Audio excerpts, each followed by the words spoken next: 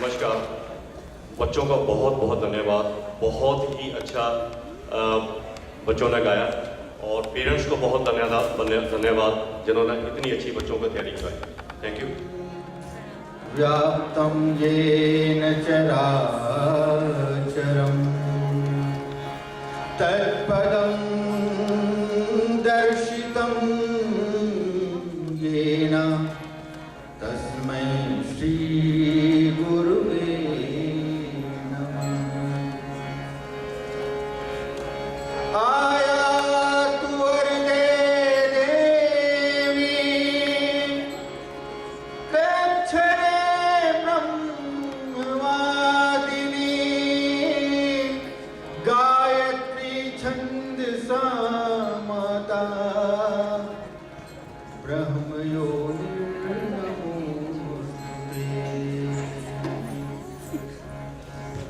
वेद माता, देव माता, विश्व माता गायत्री सद्ज्ञान सद्बुद्धि का अधिष्ठात्री हम सबके बीच में है। आइए हम वंदना के माध्यम से भावभरी श्रद्धा सुमन अर्पित करें। गायत्री के महामंत्र से जीवन के सब पाप हरो। गायत्री के महामंत्र से जीवन के सब पाप हरो। सुंदर सुखी बनेगा जीवन गायत्री का जाप करो।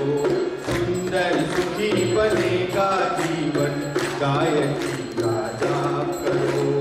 ओम भूर्भुवः स्वः तत्सवितुर्वरेण्यं भर्गो देवस्य धीमहि धियो यो न प्रचोदयात्। ओम भूर्भुवः स्वः तत्सवितुर्वरेण्यं भर्गो देवस्य धीमहि धियो यो न प्रचोदयात्। गायत्री मंत्र सबको याद है ना? हम लोग जहाँ भी जाते हैं, चाहे टोरंटो जाएं, चाहे कैलगरी जाएं, चाहे एडमंटन में रहें या फिर विनिपेग, चाहे सस्काटून, चाहे अमेरिका का कोई भी शहर हो, जो भी प्रवासी भारतीय हैं सबको गायत्री मंत्र याद है, अनिवार्य रूप से याद है। तो सब प्रेम से गाइए एक साथ जोर से। ओम भूर्भुवः स्वः तत्सवितुर्वरेण्यं भर्गो देवस्य धीमहि धियो यो न प्रचोदयात्। तत्सवितुर्वरेण्यं भर्गो देवस्य धीमहि धियो यो न प्रचोदयात्।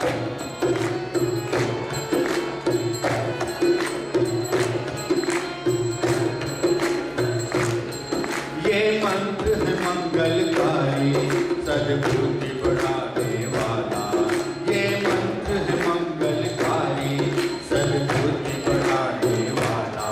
हर साधक के जीवन में नव ज्योति जगाने वाला, हर साधक के जीवन में नव ज्योति जगाने वाला, सब कष्ट मिटाने वाला।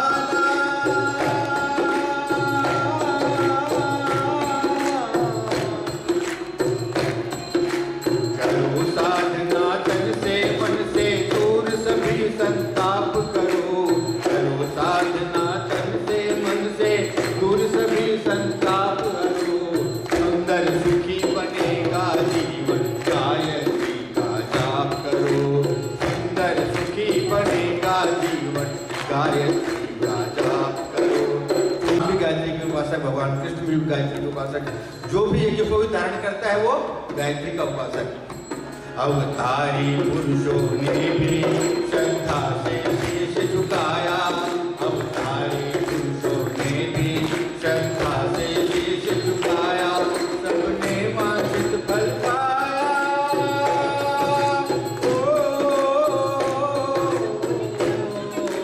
कलयुग में भी इसे सुमिर कर अपने सब संताप करो, कलयुग में भी इसे सुमिर कर अपने सब संताप करो। पूर्ण होगी मनोकामना, गायत्री का जाप करो। पूर्ण होगी मनोकामना, गायत्री का जाप करो। ओम भूर्भुवः स्वः तत्सवितुर्वरेण्यं भर्गो देवस्य धियो यो न प्रचोदयात्, धियो यो न प्रचोदयात्, धियो यो न प्रचोदयात्। आप सबका आपके मंदिर में बहुत बहुत स्वागत है। आज हमारे बीच डॉक्टर चिन्मय पांडे जी आए हुए हैं, जो कि शांति कुंज हैदराबाद इंडिया से हैं। डॉक्टर चिन्मय जी का इस मंदिर में बहुत बहुत स्वागत है। BCSA बोर्ड गायत्री परिवार और फटमिंडन का बहुत बहुत धन्यवादी है, जिनके प्रयास से डॉक्टर साहब यहाँ आए हैं। Doctor Chinmay ji by profession medical doctor हैं, लेकिन इसके अलावा इनके जीवन की बहुत सारी प्राप्तियां हैं। जैसे डॉक्टर साहब मोटिवेटेड स्पीकर हैं, फिलोसफर हैं, साइकियाट्रिस्ट हैं, राइटर हैं, प्रोफेसर हैं, एडिटर्स हैं। बहुत बड़ी लिस्ट है। 2010 में डॉक्टर साहब ने यूके से साइकियाट्रिस्ट की मास्टर डिग्री प्राप्त की और decided to return Shanti Kund and choose the spiritual path with the focus of eliminate and educate the new generation. मैं ज़्यादा समय ना लेते हुए आइए हम सब मिलकर डॉक्टर साहब का वेलकम करते हैं और रिक्वेस्ट करते हैं कि वो आज का टॉपिक ह्यूमन एक्सेलेंस पर हमें सबको ज्ञान दें। धन्यवाद।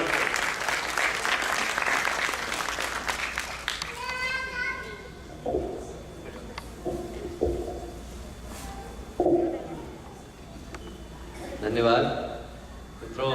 अभी अभी माँ गायत्री का महामंत्र यहाँ पर चल रहा था और चमत्कार हम लोगों ने अपनी आंख से देखा कि जो प्रेजेंटेशन पिछले आधे घंटे से लड़खड़ा रहा था यहाँ पर नोट होने के लिए, बिल्कुल जब अंत में धियो यो न प्रचोदयात् हुआ तब वो आप लोगों के सामने आ गया। तो एक बार फिर से माँ गायत्री को धन्यवाद उनकी कृपा के लिए। सबसे पहले परम पूज्य गुरुदेव को, वंदनीय माता जी को याद करते हुए माँ गायत्री के महामंत्र के साथ अपनी बात को आरंभ करना चाहूँगा। अपने संस्कृति में, अपने शास्त्रों में बहुत सारे मंत्र हैं, ऐसा नहीं है कि मंत्रों की कमी है, और हर मंत्र अपने आप में दिव्य है, अद्भुत है, विलक्षण है। और जो माँ गायत्री का मंत्र है वो कई दृष्टियों से बहुत महत्वपूर्ण हो जाता है, क्योंकि जो माँ गायत्री का मंत्र है वो भगवान सूर्य को समर्पित मंत्र है। हम लोग बोलते हैं मंत्र में तत्सवितुर्वरेण्यम, और जो शब्द सविता है वो संस्कृत के शब्द प्रसव से निकल करके आया है। प्रसव का मतलब होता है जन्म देने वाली, सविता सर्वस्य प्रसविता, वो शक्ति जिसने पूरे ब्रह्मांड को, पूरे अस्तित्व को, हम सबको जन्म दिया। उससे हम लोग एक ही कामना करते हैं कि हे प्रभु, आपने इस संसार को दो चीजें दी हैं, गर्मी दी है, प्रकाश दी है। कहीं ठंड होती है, भगवान सूर्य की किरणें आती हैं, गर्मी आ जाती है। कहीं अंधेरा होता है, भगवान सूर्य का प्रकाश आता है, उजाला आ जाता है। जाता है। ये दोनों चीजें आप हमारे जीवन में भी दीजिए। हमारे अंदर कहीं भी जो भी अंधकार हो उसको आप अपने आलोक से हटा दीजिए। हमारे व्यक्तित्व के अंदर कहीं भी कोई दोष आ गए हों, दुर्गुण आ गए हों, जो भी इंटेंशनली अनइंटेंशनली ऐसी चीजें आ गई हों जो नहीं आनी चाहिए, उन सबको हटाने का काम आप कर दीजिए। इस भावना के साथ हम लोग गायत्री मंत्र करते हैं। हर व्यक्ति का मंत्र है, हर वर्ग का मंत्र है, हर संप्रदाय का मंत्र है, इस संसार में हर उस व्यक्ति का मंत्र है जिसके ऊपर भगवान सूर्य का प्रकाश आता है। तो इस भावना के साथ कि मंत्र का प्रत्येक अक्षर हमारे शरीर को, मन को, अंतरात्मा को आलोक से, प्रकाश से, पवित्रता से, प्रखरता से भर रहा है। सबसे विनम्र निवेदन करूंगा कि अपने शब्दों को प्रार्थना बनने दें। हम लोग बोलते तो हैं पर होठों को हिला करके बोलते हैं। एक बार दिल को हिला करके बोलें और इस भावना के साथ बोलें कि जहाँ कहीं भी भगवान है, जिसको भी हम लोग मानते हैं कि वो शक्ति है, वो सत्ता है जो हमारा कल्याण करती है, वो हमारे जीवन में पवित्रता लाए, प्रखरता लाए। इस भावना के साथ गायत्री मंत्र करेंगे। कमर सीधी कर लें। भगवान सूर्य का, सविता देवता का, परमपिता परमेश्वर का ध्यान, उनको आमंत्रण, उनका आवाहन।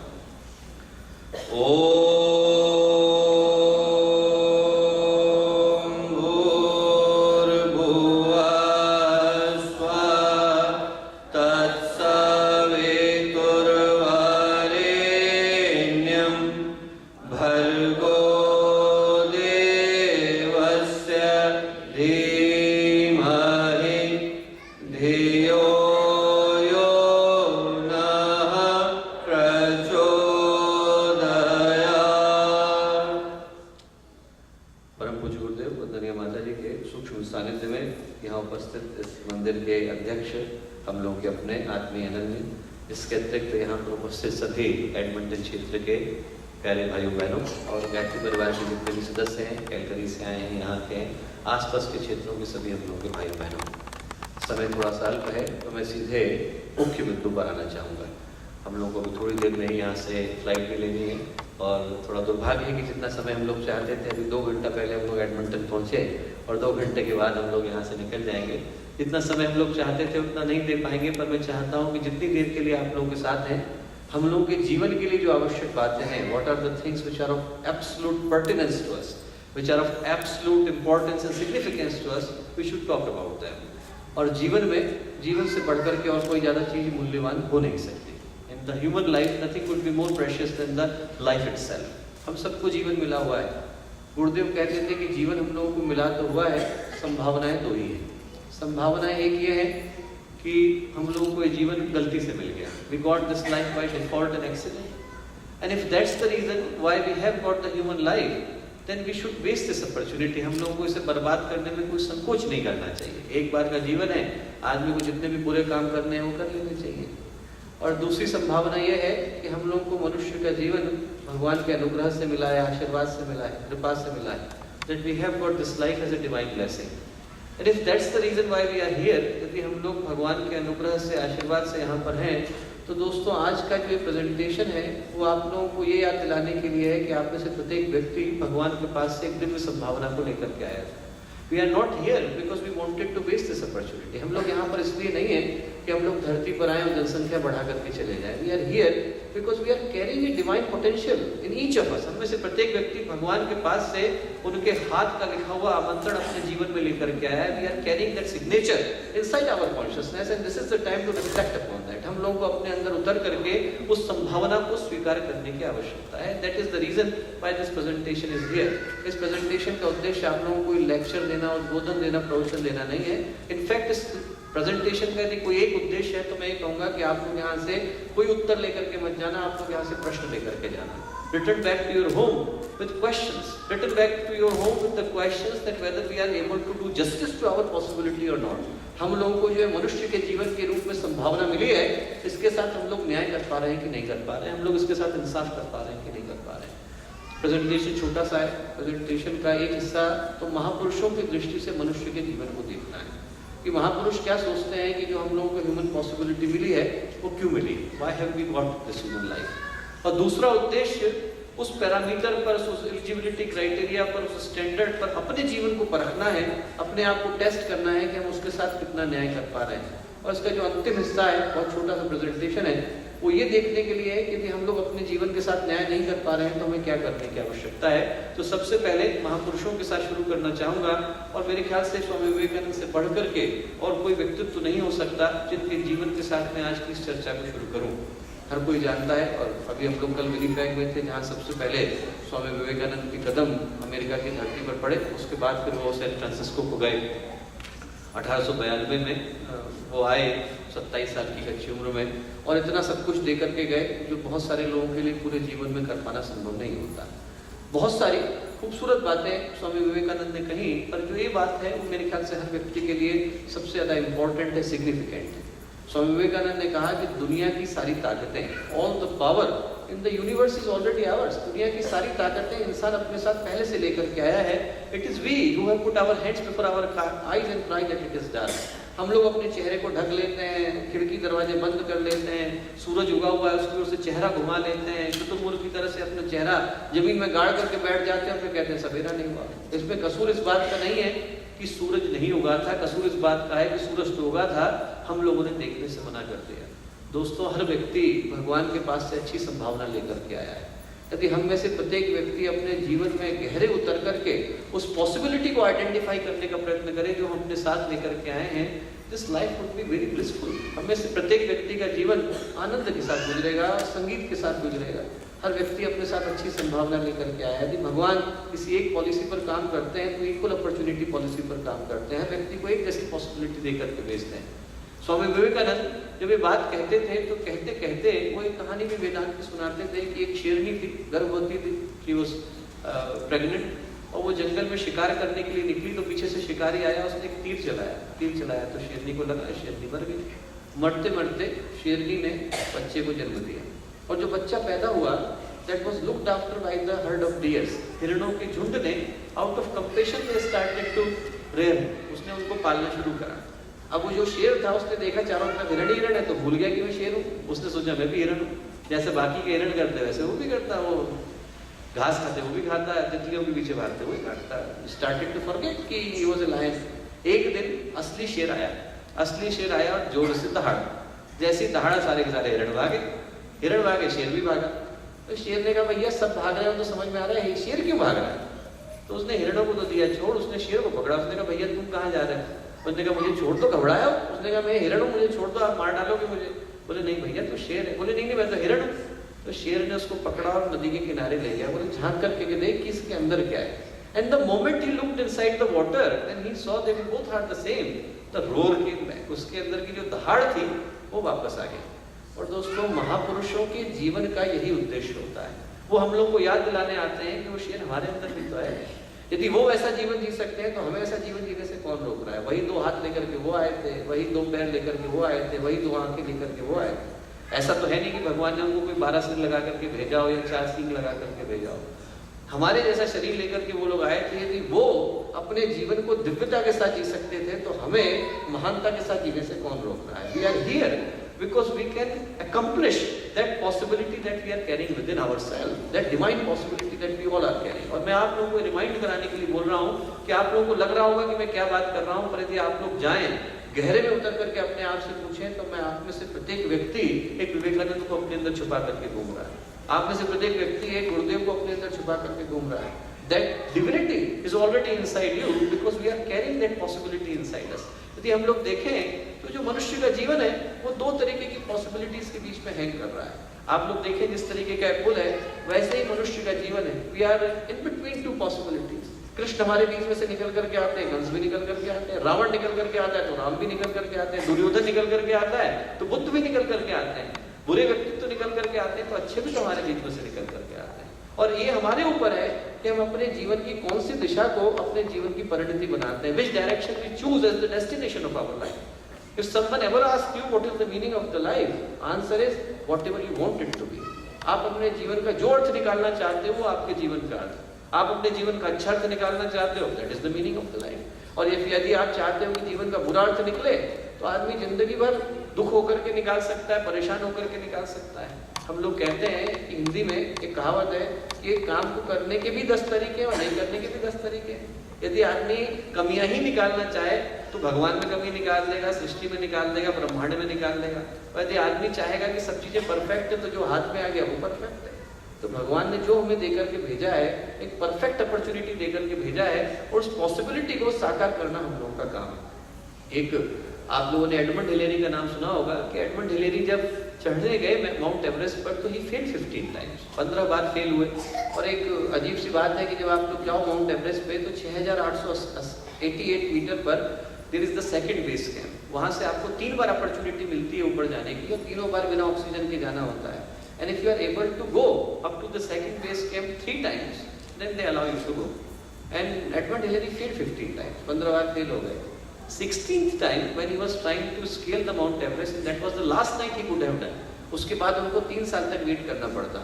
तो he looked at the mountain, उन्होंने माउंटेन एवरेस्ट की तरफ देखा और कहा कि listen, you are a rock, आप तो एक पत्थर हो, you cannot grow anymore। कितना पढ़ सकते हो, पत्थर तो पढ़ नहीं सकता, बर्फ गिर जाएगी। उन्होंने कहा listen, you are a rock, you cannot grow anymore। As a human, I can, and as a human we all can। हम में से प्रत्येक व्यक्ति के अंदर ये संभावना है कि जिस दिन हम लोग तय कर लें कि हम अपने जीवन को अच्छे तरीके से जीना चाहते हैं, हमारे अलावा हमारा कोई शत्रु नहीं हो सकता।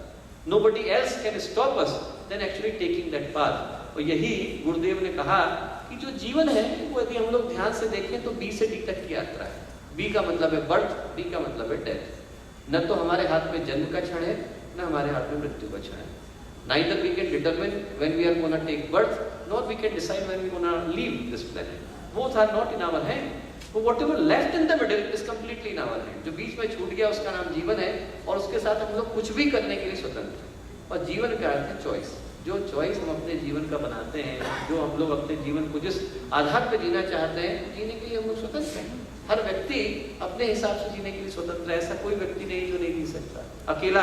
आप लोग अपने शास्त्र में उठा करके देखें तो 107 खून करने के बाद अंगुलीमाल भिक्षु बनने के लिए स्वतंत्र है, और 32,000 साल तपस्या करने के बाद विश्वामित्र गिरने के लिए स्वतंत्र है। उनको उनके अलावा कौन रोक रहा है? वो जिस भी तरीके से चाहे अपने जीवन को जी सकते हैं। That is the possibility that we all are carrying with in ourself. और यही महर्षि अरविंद ने कहा कि हम में से प्रत्येक व्यक्ति, everyone has in something divine, chance of perfection. हमको लगता है कि साहब जो महापुरुष है मात्र वही ये संभावना लेकर के आए, महापुरुषों को स्पेशल प्रिविलेज देकर के भेजा। ऐसा नहीं है, हम में से प्रत्येक व्यक्ति महापुरुष है। हम में से प्रत्येक व्यक्ति अपने अंदर संभावना लेकर के आया। ऐसा कोई व्यक्ति नहीं जिसको ये ना पता हो कि अच्छा पथ क्या है, गलत पथ क्या है। We all know what is right, what is wrong. We just take the wrong path because that is easier to take। हमको पता है कि राइट क्या है, हर एक को पता है। दुर्योधन से विदुर ने पूछा, जो उनके टीचर थे, उन्होंने कहा भैया एक बात बता कि तू और युधिष्ठिर दोनों एक ही स्कूल में गए, पढ़ाने वाले एक ही टीचर थे, गुरुकुल एक था, अंकल आंटी एक थे, मम्मी पापा जो है आपस में रिलेटिव थे, आप लोग एक जगह पे रहे हो, क्या कारण है कि वो तो धर्म करता है और आप अधर्मी अधर्म करते हो? Why? He keeps doing all the right thing and you keep doing all the wrong thing। तो दुर्योधन बोला जानापि धर्मम न च मे प्रवृत्ति। I know what is right, won't do it. मुझे पता है धर्म क्या करूंगा, नहीं मन नहीं में। जानापि अधर्मम न च मे निवृत्ति। जानता हूं धर्म क्या है, छोड़ूंगा नहीं है मेरा मन। केनोपि देवेन हृदय स्थितेन यथा नियुक्तोस्मि तथा करोमि। ऐसा लगता है कि कोई अंदर आकर के बैठ गया है, वो मुझे जहां नियुक्त कर देता है, wherever it appoints me, I feel obliged to do it। मुझे लगता है कि वही काम करने की आवश्यकता है। We all know, even Duryodhan को पता है कि गलत क्या है सही क्या है, रावण को पता है कि गलत क्या है सही क्या है। जिस व्यक्ति ने चारों वेदों का भाष्य किया उसको नहीं पता होगा कि सही क्या है गलत क्या है। हर एक को पता है कि सही क्या है गलत क्या है, बस हम लोग चयन उस पथ का करते हैं जो कि गलत है। तो दोस्तों जब हम जीवन के सही पथ का चयन करते हैं, our life becomes a symbol of the excellence. किसी को पूज्य गुरुदेव ने कहा मनुष्य में देवत्व का उदय और धरती पर स्वर्ग का अवतरण। आप एक ऐसी शख्सियत की कल्पना करके देखिए जिनने जीवन के 48 वर्ष एकांत में गुजारे। He lived in absolute solitude in 48 years। Remaining 32 years, जो बाकी के 32 वर्ष थे, उसमें गुरुदेव ने 3400 किताबें लिखी। ऐसा कोई व्यक्तित्व कायम नहीं था जिस पे नहीं लिखा। All ancient scriptures he translated from Sanskrit to Hindi, made them available absolutely free, no copyright। जिसको ले जाना है वो कर ले। 7,011 करोड़ सदस्य हैं गायत्री परिवार की, 9,000 केंद्र है, उसमें से 7,000 केंद्र गुरुदेव ने फिजिकली जाकर के एस्टेब्लिश करे। आप ये सोचो कि हम लोगों का दिन का एक ही काम हो कि हमने एक उस सेंटर में जाना है जहाँ पर वो खुद गए फिजिकली, तो 14.5 साल बाद दोबारा उस जगह पे जा रहे हैं। He lived a life of 500 people। और उनके जीवन का जो अंतिम 5 वर्ष थे वो यही थी, मनुष्य में देवत्व का उदय, धरती पर स्वर्ग का अवतरण। उन्होंने कहा हर व्यक्ति यहाँ पर विनाश से कोई पथ नहीं निकलता। गुरुदेव कहते हैं जिस दिशा में मानवता चल पड़ी है, यदि वैसी ही चलती रहेगी तो हम अपने बच्चों के लिए शमशान घाट छोड़ करके जा रहे होंगे। This is the only thing we want to leave for them. उन्होंने कहा इसीलिए परिवर्तन इंसान के अंदर से निकल करके आएगा, और अंदर आने के लिए everyone has to remember, remind the divine possibility that they are carrying with in themself. हमें से प्रत्येक व्यक्ति अपने अंदर महानता को छुपाए हुए है, उस महानता को याद करने की आवश्यकता है। गुरुदेव ने कहा जब हर व्यक्ति का देवता जानता है तो किसी और स्वर्ग की आवश्यकता क्या है? 200-250 लोग यहाँ पर हैं, 200-250 देवता यदि यहीं पर हो तो किसी और स्वर्ग की आवश्यकता क्या है? स्वर्ग तो यही आ गया, स्वर्ग अपने आप पीछे खींचा चला आएगा। तो दोस्तों, महापुरुषों की दृष्टि से हम में से प्रत्येक व्यक्ति अपने अंदर दिव्य संभावना लेकर के आया है। We all are carrying the divine possibility with in ourself. हम में से हर एक व्यक्ति महापुरुष बनने की संभावना को लेकर के आया है। पर यदि दुर्भाग्य है कि जब हम अपने चारों ओर नजर दौड़ाते हैं तो तमाम तरीके की समस्याएं हम लोगों को देखने को मिलती है, और उसमें से सेलेक्टेड समस्याओं को मैं एक एक करके लेना चाहूँगा। सबसे पहले लेना चाहूँगा पर्यावरण को, क्योंकि वो खासकर आज के समाज के लिए और बाकी के लोगों के लिए बहुत महत्वपूर्ण समस्या है। छोटी सी इक्वेशन वहाँ पर है कि इस दुनिया को बने 4.6 बिलियन ईयर्स हो गए। यदि हम लोग उसको स्केल करें 46 सालों पे लेकर के आए तो मनुष्यता को आए हुए, हम लोगों को आए हुए इस धरती पर 4 घंटे हुए हैं। It has taken us 4 hours to evolve. उसमें भी जो 250 साल पहले सारा इंडस्ट्रियलाइजेशन शुरू हुआ, सारा विकास शुरू हुआ, 250 years ago everything industrialization started. 1 minute पहले भगवान ने हमारे हाथ में चाबी दे दी कि आप दुनिया को क्या अच्छा करके दिखा सकते हो। Out of 4.6 billion years, 250 years that were given to us, and what we did in that 1 minute, we destroyed 50% of Earth's forest. दुनिया के 50% पेड़ जिसको बनाने में 4.6 खरब वर्ष लग गए, उसको उजाड़ने में इंसान को 250 साल भी नहीं लगे। जिस गति से लोग चल रहे हैं यहाँ पर, तो खैर फिर भी बहुत कंसेंशियस है। मैं हमेशा कहता हूँ कनाडा में लोग बहुत कंसेंशियस है, पर आप बाकी जगह चले जाएं, लोग इस तरीके से रह रहे हैं धरती पर जैसे हम लोग यहाँ हॉलीडे मनाने के लिए आए। यहाँ पर जितना है उसको उजाड़ लेंगे, फिर किसी और प्लेनेट पे जाकर के रहेंगे। और आश्चर्य की बात तो ये है कि आप लोगों से बोलिए कि साहब ट्री लगाओ, ट्री को लगाने से ऑक्सीजन मिलती है, तो हो सकता है कोई ना लगाए। आप बोलो कि वाईफाई का सिग्नल मिलता है, तो हो सकता है लोग लगाने। ये जो आयरनी ऑफ द सिचुएशन है कि लोग इस बात को, जो बिल्कुल ऑब्वियस डेंजर है कि हमारे बच्चों के लिए हम लोग क्या छोड़ करके जा रहे हैं, nobody is bothering about that. जिस तरीके से स्पीसीज उजड़ती जा रही हैं, 2050 तक 50% से ज़्यादा स्पीसीज चली जाएंगी। पर्यावरण में लगता जरूर है कि बहुत ज़्यादा हमारे ऊपर उसका कोई डायरेक्ट प्रभाव नहीं है, पर दोस्तों हमारे बच्चों के ऊपर डायरेक्ट प्रभाव है। हम उनके लिए छोड़ करके क्या जा रहे हैं, सोचने की आवश्यकता है। और ये सारी चीज़ें इंसान ने इसलिए करी क्योंकि हमें लगा कि प्रोग्रेस जरूरी थी। We did it because we thought progress was necessary. और मैं उसका एंटी भी नहीं, प्रोग्रेस नहीं होती तो हम लोग आपसे इतनी खूबसूरती से बात नहीं कर रहे होते। पर क्वेश्चन हम लोगों को पूछने की आवश्यकता है कि क्या यूनिडायरेक्शनल प्रोग्रेस जरूरी है? क्या हम लोग को सिर्फ और सिर्फ प्रोग्रेस के बारे में सोचना है कि इंसान की मन की शांति के बारे में भी सोचना है? आज से 50 साल पहले, 15 साल पहले लोगों का अपना जीवन होता था। लोग जाते थे, सोशल गैदरिंग होती थी, बाहर निकलते थे, मूवी जाना है बाहर निकलते थे, बच्चों के साथ बैठना है बाहर निकलते थे, पिकनिक करनी है बाहर निकलते थे। आज सारी की सारी चीजें फोन में सिमट करके रह गई। आपको रिलेशनशिप बनाना है, आप फेसबुक पर बना रहे हो। आपको मूवी देखनी है, आप फोन पे देख रहे हो। आपको जो चीज करनी है आप वहीं पर करने में लगे हुए हो। और मैं आपको बताऊं कि उसके साथ सब कुछ जो नुकसान हुआ है सो हुआ है कि आदमी 1.5 घंटा बैठ करके फेसबुक पर अपना स्टेटस अपडेट करने को तैयार है, घर में माँ बाप बैठे हैं उनसे बातचीत करने को तैयार नहीं है, पत्नी बच्चे हैं उनसे बातचीत करने को तैयार है। आदमी सुबह जो है उसको घर से निकलते देखता है, शाम को घर आते देखता है, इसके अलावा तो कोई मुलाकात होती नहीं। और जो सबसे बड़ी बात है कि रिलेशनशिप तो जितने डैमेज हुए हैं सो हुए हैं, आदमी अधीर और ज्यादा हो गया। उसके अंदर के जो इम्पेशंस है उतनी ज्यादा बढ़ गई है। आप आज से 40 साल पहले की कल्पना करो, आप चिट्ठी डालते थे, आराम से जवाब आता था 2-3 हफ्ते में, 2-3 हफ्ते जल्दी बोल दिया, 2-3 हफ्ते में तो पहुंचता ही था पत्र। उसके बाद लौट करके आया करता था, आदमी आराम से वेट करता था, देयर वाज नो प्रॉब्लम। अभी आप मैसेज करो, यदि 3 मिनट के अंदर जवाब नहीं आया तो हो सकता है रिलेशनशिप खत्म ही हो जाए पूरी तरह से। और यदि आप इंटरनेट उजाड़ दो, एक दिन आप कल्पना करके देखो कि 2 वीक तक कोई इंटरनेट नहीं है, तो आपको आश्चर्य हो जाएगा कि आप कभी इलेक्शन की कैंपेन करो, लोग नहीं आते, मंदिरों में कार्यक्रम करो, कोई नहीं आता, सारे लोग सड़कों पे दिखाई पड़ेंगे। आपको जो जनसंख्या करनी है उस दिन आप एक बार में कर डालो कि जितने लोग हैं, आपको एक दिन में पता चल जाएगा कि 2 हफ्ते के लिए इंटरनेट नहीं है, फेसबुक काम नहीं कर रहा, तो सिविल वॉर शुरू हो जाएगी, 3rd वर्ल्ड वॉर शुरू हो जाएगी। आदमी जो है सबके सब सड़कों पे आ जाएंगे। इम्पेशेंट जो हो गया है आदमी, वो एक सबसे बड़ी समस्या है। और जो दुर्भाग्य है, जैसा कि इसमें लिखा है कि people were created to be loved. लोग इसलिए थे, संबंध इसलिए थे, आपस के रिश्ते इसलिए थे कि हम एक दूसरे को प्यार कर सकें। And things were created to be use, चीजें इसलिए बनाई गई थी कि हम इस्तेमाल कर सकें। कार है, गाड़ी है, ऑब्जेक्ट है, ये इसलिए थे कि हम एक दूसरे को इस्तेमाल कर सकें। But the reason world is in chaos, दुनिया इसलिए तकलीफ में है because things are being loved and people are being used. हम चीजों को तो प्यार कर रहे हैं, लोगों को इस्तेमाल कर रहे हैं। रिश्तों को तो हम मैनिपुलेट करने में लगे हुए हैं और चीजों को प्यार करने में लगे हुए हैं। आप चले जाइए, अभी लंदन में उन लोगों ने सर्वे किया तो उन्होंने पूछा लोगों से कि आपको सबसे ज्यादा कीमती क्या लगता है। 62% लोगों ने, 62% लोगों ने कहा सबसे पहले गाड़ी, उसके बाद आईपैड, उसके बाद आईफोन, फिर कुत्ता, फिर बिल्ली, फिर माँ बाप का नंबर है। तो जो एक्चुअल में डिफिकल्टी है, this is the reality of the situation. हम लोगों की आंखों के सामने घट रहा है कि हम चीजों को, संबंधों को पूरी तरह से उजाड़ते चले जा रहे हैं, चीजों को प्यार करते जा रहे हैं। और जो इंटरनेट के डेंजर है वो हर एक को पता है कि हर माँ बाप के लिए सबसे बड़ी समस्या ये है कि हमारे सन डाउनलोड क्या कर रहे हैं और डॉटर अपलोड क्या कर रही है, पढ़ाया क्या जा रहा है, उसका हर एक को टेंशन है।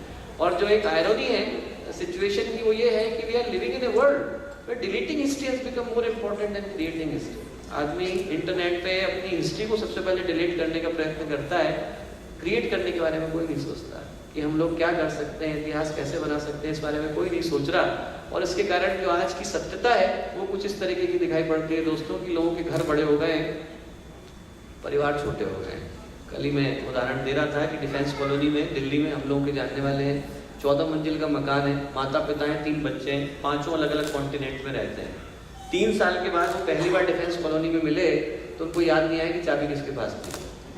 घर में कोई है नहीं रहने को, there is no one, house बड़े हो गए, परिवार छोटे हो गए। उसके बाद एजुकेशन बढ़ गई है, कॉमन सेंस चली गई है, लोगों के पास एजुकेशन तो पर्याप्त है, आदमी पीएचडी पहले की तुलना में ज्यादा लेकर के घूम रहा है, कॉमन सेंस चली गई। अभी कल मैं बता रहा था कि फ्रांस में उन लोगों ने delivered $2.4 billion euro worth of trains, $2.4 billion की ट्रेन उन लोगों ने डिलीवर करी, only to realize that the train tracks are of not the same size. जो ट्रेन के ट्रैक है उस साइज के हैं, इतने सारे मंगा रखे हैं, दुनिया के सबसे पढ़े लिखे लोगों ने ऑर्डर दिया है, कॉमन सेंस आपके घर चला गया है। वो एक कहानी है कि एक व्यक्ति पंडित जी के सामने जाकर के खड़ा हो गया और उनसे बोला कि साहब आप बताइए कि दुनिया में सबसे बड़ा कौन है। पंडित जी ने कहा साहब भगवान सबसे बड़े हैं। उन्होंने कहा भगवान सबसे बड़े हैं तो मंदिर में क्यों खड़े हैं।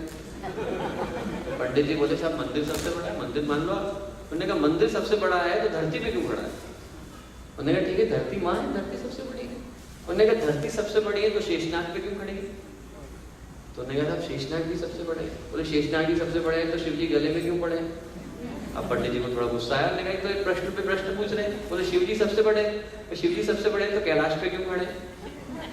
तो उन्होंने कहा जब भगवान कैलाश सबसे बड़े हैं। बोले कैलाश सबसे बड़े हैं तो हनुमान जी की कानी उंगली पे क्यों खड़े हैं। अब एक साधु बाबा देख रहे थे, उन्होंने कहा तो आदमी सिर्फ बहस करने के लिए बात कर रहा है, तो उन्होंने कहा इससे कह दो कि भैया तुम सबसे बड़े हो। तो उन्होंने कहा कि आप भी सबसे बड़े हो भाई, बड़ा खुश हो गया और मैं ही सबसे बड़ा हूँ।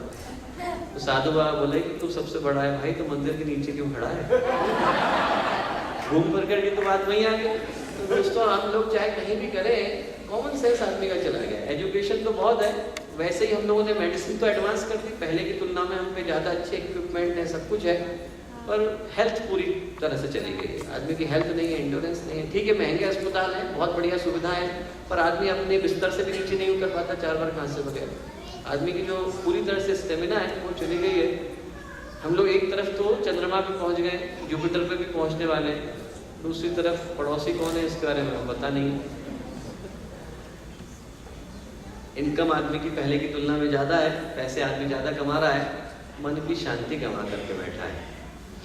और नॉलेज है, विजडम चली गई है। सबसे ज़्यादा जो वर्ष है वो ये है कि दुनिया की पॉपुलेशन बढ़ गई है दोस्तों, और हम लोग मानवता को गंवा करके बैठे हैं। तो आज की जो रियलिटी है वो यही है, इसमें आपको दिव्यता कम दिखाई पड़ती है, महानता कम दिखाई पड़ती है, समस्या ज़्यादा दिखाई पड़ती है। घर बड़े हो गए, दिल छोटे हो गए, संख्या बढ़ गई है, मानवता खत्म हो गई है, एजुकेशन बढ़ गई है, कॉमन सेंस चली गई है। और जो आज की स्थिति है, लोग एक चीज़ के पीछे भागे चले जा रहे हैं बिना ये जाने कि हमारे जीवन का अंत क्या होगा। और जब तक आदमी उस चीज़ को रियलाइज करता है तब तक बहुत देर हो चुकी होती है। We are buying things we don't even need. आप चले जाइए यूएस में, लोग गैरेज सेल में जानते हैं, कह रहे हमारे घर में ही रखा था, हम बाहर से खरीद के ला रहे थे। We are buying things we don't even need with the money we don't even have.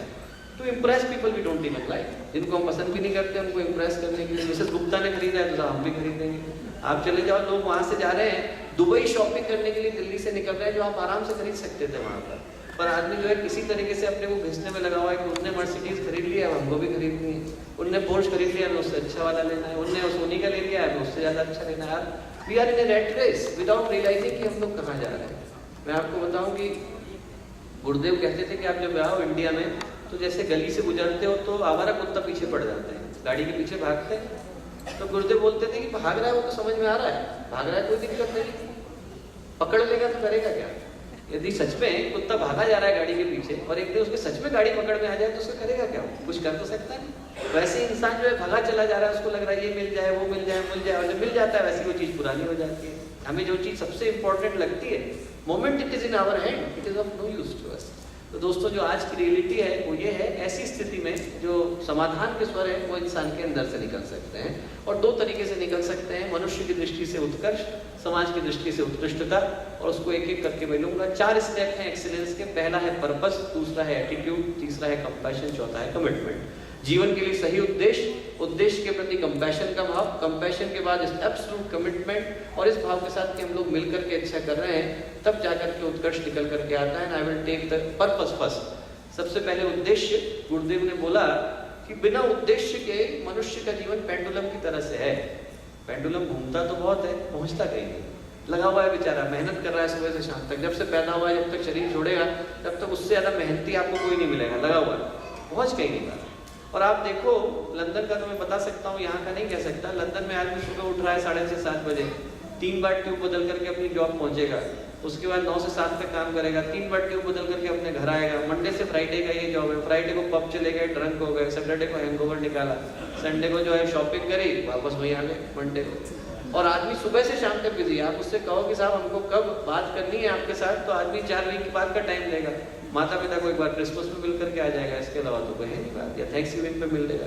पर आप उससे कहो बिजी बहुत है, उससे पूछो कि जीवन का उद्देश्य क्या है, तो उत्तर देने में उसको 6 साल लग जाएंगे। जीवन का उद्देश्य आदमी के पास नहीं, बिजी बहुत है, आदमी सुबह से शाम तक लगा हुआ है, एकदम लगा हुआ है, पर जीवन का पर्पस आदमी के पास नहीं। कि पर्पस क्या नहीं होता, पर्पस क्यों होता है। किसी काम को हम किस भावना के साथ कर रहे हैं वो डिटरमिन करता है कि उसका पर्पस क्या है। फांसी पर तो भगत सिंह भी चढ़ते हैं, हत्यारा भी चढ़ता है, कारण बदल जाते हैं। हम किसी काम को क्यों कर रहे हैं वो महत्वपूर्ण हो जाता है।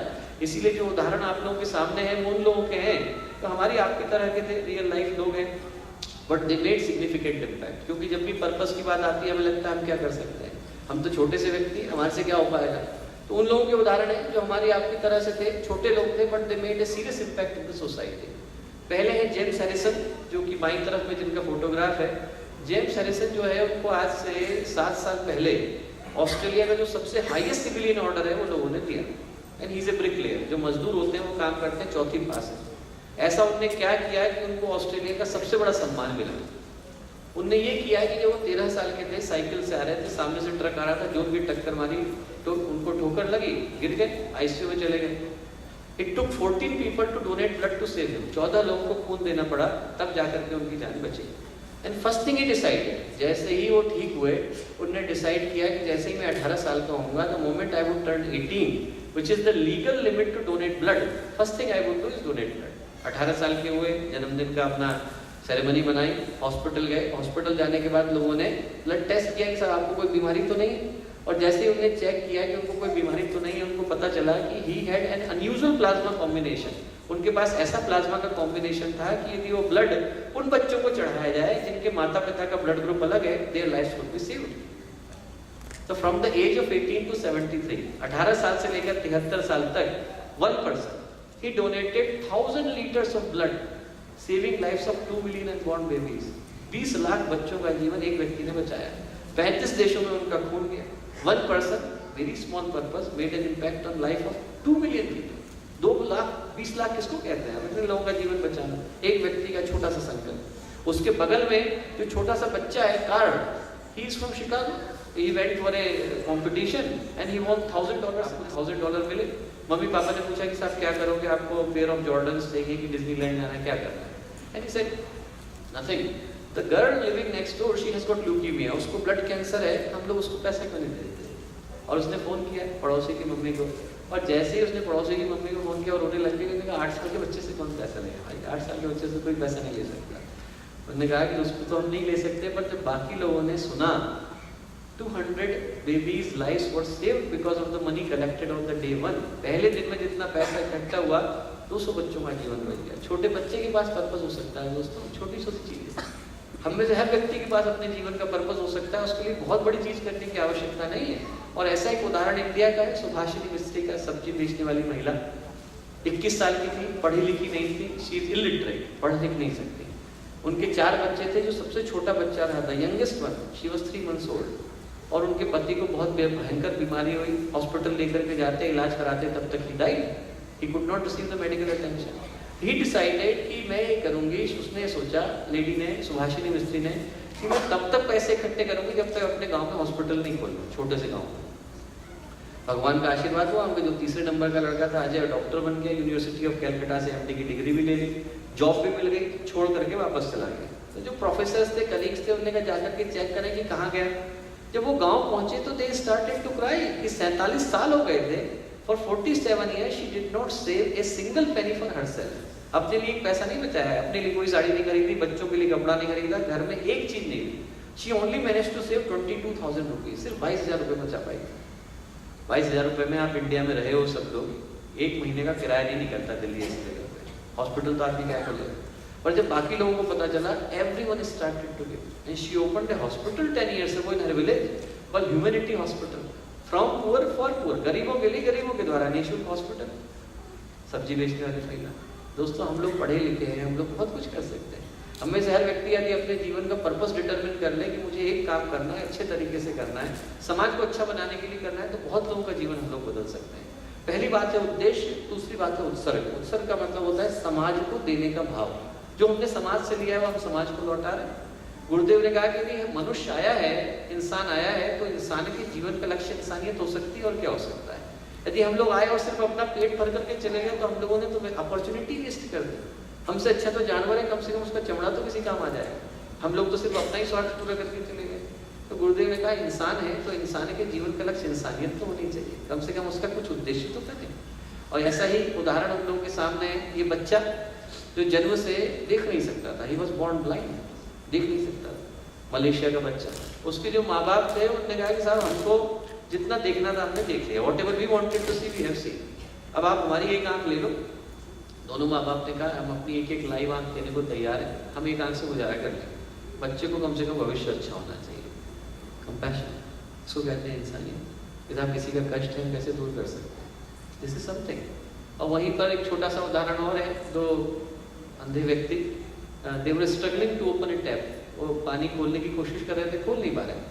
जो बंदर चढ़ा हुआ था पेड़ पर, he was looking at them and he was seeing कि वही स्ट्रगल कर रहे हैं, came down to open the tap, आया नीचे ताकि पानी का वो खोल दे नल उनके लिए। जानवर के पास से भाव हो सकता है, तो हम तो इंसान हैं, हम लोगों को तो भगवान ने कुछ ज्यादा दे करके भेजा है।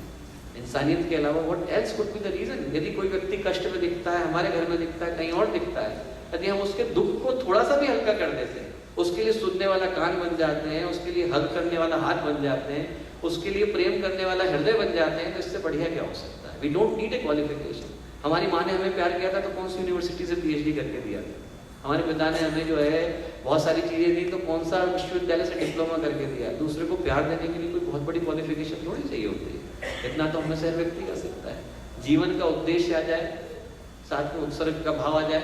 उसके बाद जो तीसरी चीज चाहिए वो चाहिए समर्पण, डिटर्मिनेशन। बिना किसी संकोच के, बिना किसी बात के रुके हुए एक भाव के साथ हम आगे चलते रहे, दैट इज कॉल्ड कमिटमेंट। और जब भी बात कमिटमेंट की आती है, लोगों के पास बहाने आ जाते हैं। इसलिए उन लोगों के उदाहरण हैं जिनने सारे बहानों के बावजूद अच्छा करके दिखाया है। Nobody could be better example than Terry Fox himself. यहीं आपके पास का रहने वाला था, कनाडा का legend, the boy who lived only up to the age of 21, 21 साल होने से 1 महीना पहले उसका देहांत हो गया। आप कल्पना करके देखो कि 20 साल का लड़का जिसके पैर में कैंसर हो गया हो, एक पैर काटना पड़ा हो, डॉक्टर ने कहा 6 महीने से ज्यादा नहीं जियोगे आप। कोई और होता तो डिप्रेशन हो जाता, आदमी मरने की सोचता, और उसने कहा कि नहीं साहब मैं दौड़ूंगा, मैं तो चला जाऊंगा। What kind of legacy I am living for other people. उन्होंने कहा उनके लिए पैसा इकट्ठा करने की आवश्यकता है। सो ऑन वन लेग, मैं तो एक पैर, 2 पैर पे हम लोगों के लिए 1 किलोमीटर चलना मुश्किल हो जाता है। एक पैर पे on one leg He ran 143 days non-stop, 5,373 kilometers, saving $200 million for the charity. इसको क्या है? एक पैर पर 143 दिन दौड़ना, वन लेजेंड। और उसके बाद एक छोटा सा एग्जाम्पल है, एक छोटा सा वीडियो, मुझे नहीं लगता कि शायद ऑडियो चल पाएगा, तो आपको एक बार छोटा सा दिखा देते हैं।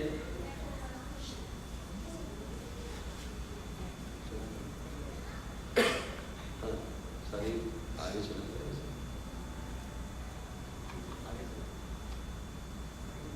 आगे चला गया, पीछे जा।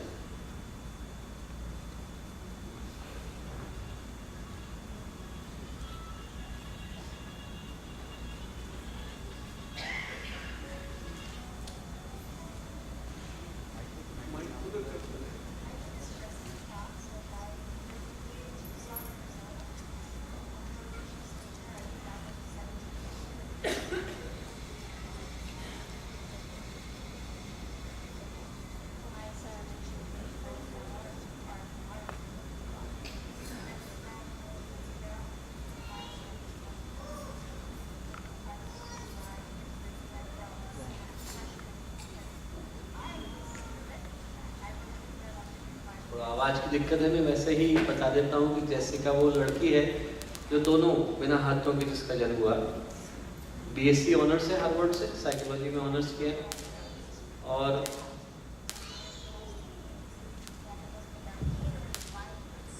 special situation, but it was more about me adapting and being creative and coming up with ways of using my feet or using other methods to become independent. Put my pants onto the hook, then I just step into the pants like this, and I wiggle my way into my pants.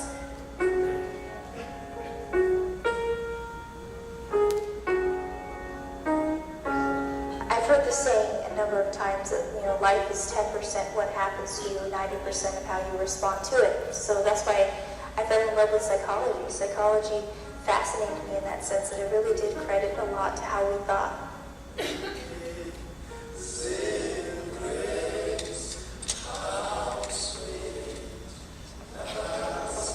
was a 3-year process to become a pilot. I had to find a specific airplane, and it has 2 less controls than most standard airplanes. And so therefore I can actually keep my right foot on the yoke, my left foot on the throttle.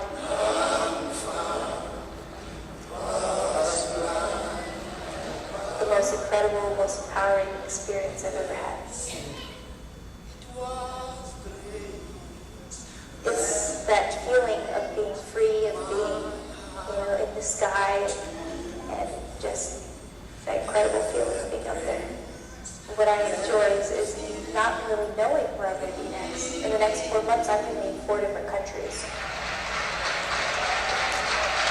And I remember promising myself I would never again wear those fake, heavy, prosthetic arms.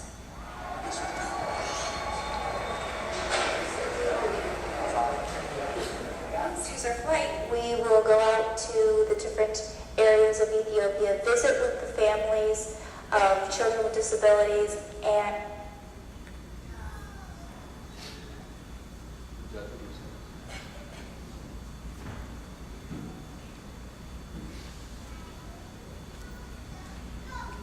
बात जब commitment की आती है दोस्तों, मैं जो reason था इसको शेयर करने का वो बिल्कुल क्लियर था। रीज़न उसको शेयर करने का ये था कि जब भी कमिटमेंट आता है तो हम लोगों के मन में बहाने पहले आ जाते हैं, और जब भी ऐसा लगे कि हमारे जीवन में कोई उतार आ रहा है, चढ़ाव आ रहा है, कोई दिक्कत आ रही है, कोई परेशानी आ रही है, उन लोगों को हम याद कर सकते हैं जिनको भगवान ने बहुत कुछ देकर के नहीं भेजा, but they still lived a life of perfection.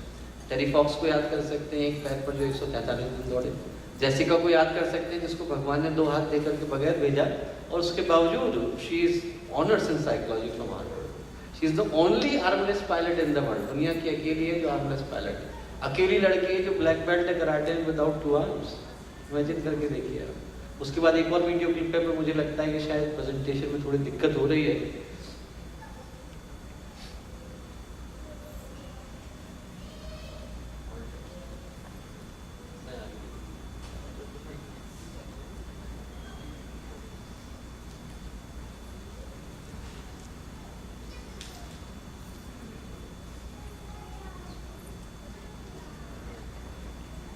भाई हम लोगों पे थोड़ा समय की कमी है, तो मैं आगे के अंतिम स्लाइड पर लेता हूँ, जो कि 5 मिनट और हमको दिए गए बोलने के लिए। इससे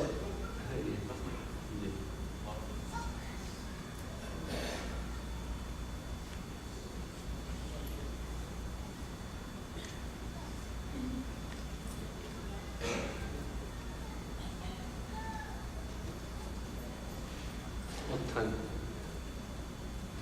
धन्यवाद। तो मित्रों, हम लोग बात कर रहे थे एक्सीलेंस की, उत्कर्ष की। पर फिर से रिमाइंड कराना चाहूँगा कि जीवन में सही उद्देश्य हो, ये भाव हो कि हम लोग समाज के लिए जीना चाहते हैं। उसके बाद कमिटमेंट आप कल्पना करके देखोगे, जब मैं सुभाषिनी स्त्री का एग्जाम्पल दे रहा था, 47 साल, मेरी खुद की उम्र 47 साल नहीं, 47 साल में 1000 बार उसके मन में आया हुआ कि मैं सही कर रही हूँ कि गलत कर रही हूँ। गाँव वाले खुद नहीं जानते कि पैसे इकट्ठा कर रही लेडी, और उसके बावजूद she did whatever she believed it to right. यदि हमें लगता है कि काम सही है, तो दूसरों के सर्टिफिकेशन की आवश्यकता नहीं है। हम दूसरों के पास ये पूछते फिरें कि साहब आप सही कर रहे हैं कि गलत कर रहे हैं।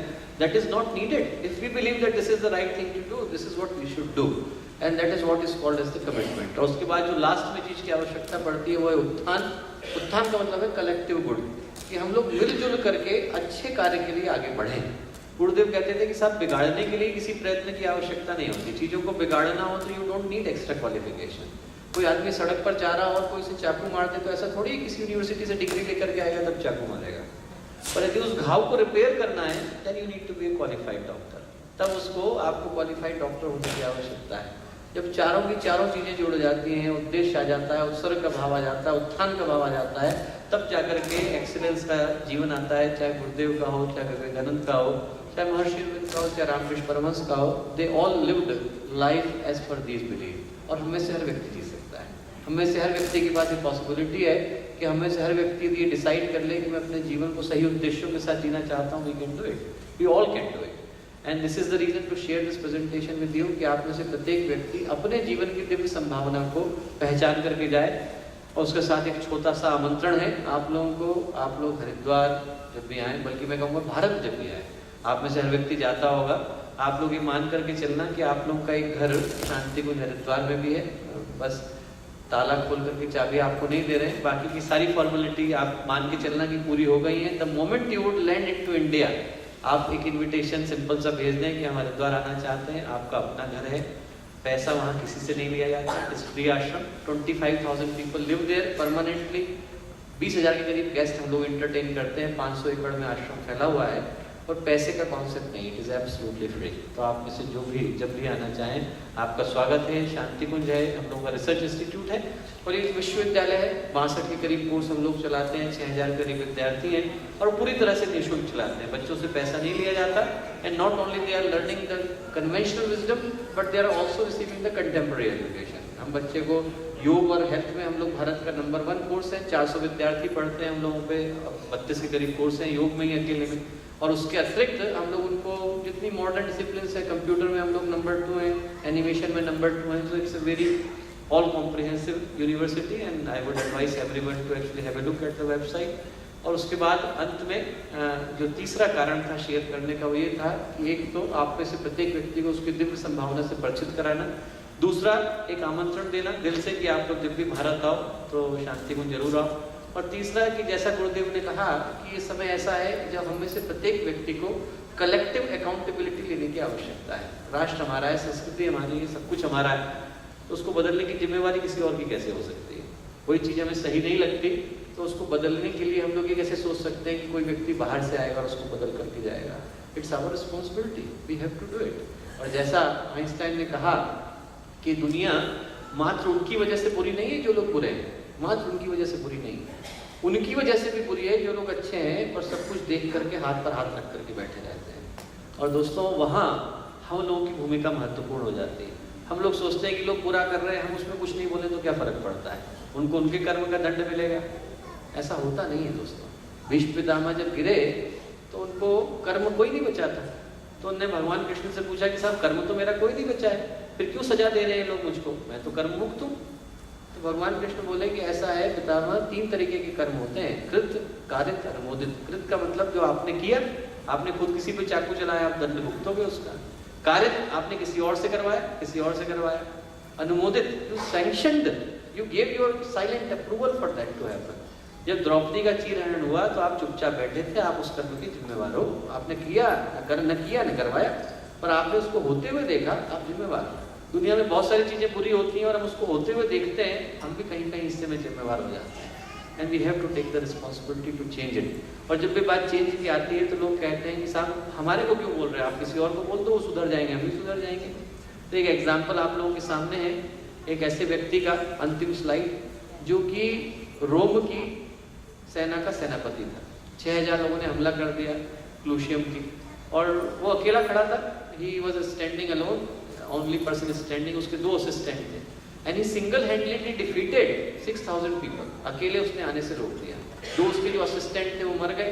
मरते मरते जो उसका असिस्टेंट था, उसने बोला कि वाई आर वी हियर, हम भी भाग गए होते तो क्या दिक्कत है, सब तो भाग गए, हम क्यों रुके हुए हैं यहाँ पर। देन आउट स्पेक प्रभु वेनेशियस, तब वो बोला, the captain of the gate, to every man upon this earth death come soon or late. हर व्यक्ति के ऊपर मृत्यु आती है, कोई अमरता लिखा करके नहीं आया, हर व्यक्ति मरता है, आज ही मरेगा कल मरेगा। And how can man die better than facing fearful lords. इससे अच्छी मृत्यु क्या होगी कि we are dying for the ashes of his fathers in the temples of gods. कम से कम इस देश की संस्कृति की रक्षा करते हुए मर रहा हूँ, इससे ज्यादा गौरव की मृत्यु